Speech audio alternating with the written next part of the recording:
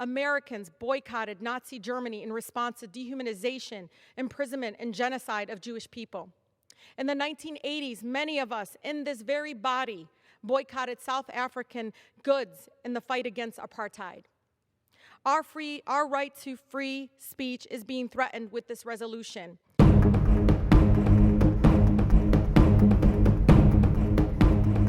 Thank you, Madam Speaker. I stand before you as the granddaughter of Palestinian grandmother, my city, who yearns to experience equality, human dignity, and freedom. I stand before you, the daughter of Palestinian immigrants, parents who experience being stripped of their human rights, the right to freedom of travel, equal treatment. So I can't stand by and watch this attack on our freedom of speech and the right to boycott the racist policies of the government and the state of Israel. I love our country's freedom of speech, Madam Speaker.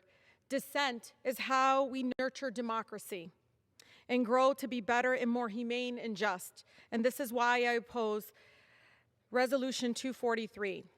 All Americans have a right, a constitutional right, guaranteed by the First Amendment to freedom of speech, to petition their government and to participate in boycotts. Speech in pursuit of civil and human rights at home and abroad is protected by our First Amendment. That is one reason why our First Amendment is so powerful.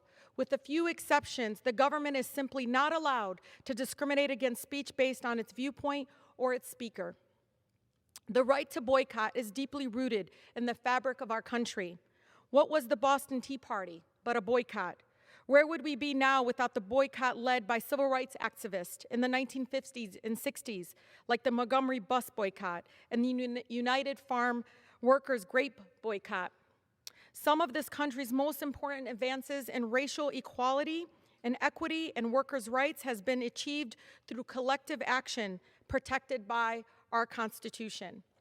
Americans of conscience have long and proud history of participating in boycotts, specifically to advocate for human rights abroad.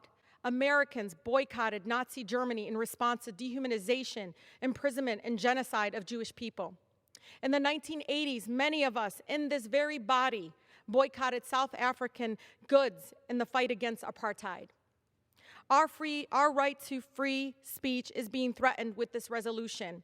It sets a dangerous precedent because it attempts to delegitimize a certain people's political speech and to send a message that our government can and will take action against speech it doesn't like.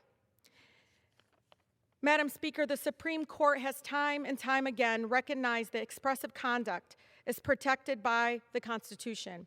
From burning a flag to baking a cake, efforts to restrict and target that protected speech run the risk of eroding the civil rights that form the foundation of our democracy.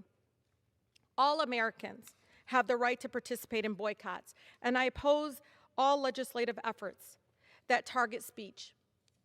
I urge Congress, state governments, and civil rights leaders from all communities to preserve our Constitution, preserve our Bill of Rights, and preserve the First Amendment's guarantee of freedom of speech by opposing H.Res. 246 and the anti-boycott efforts wherever they rise.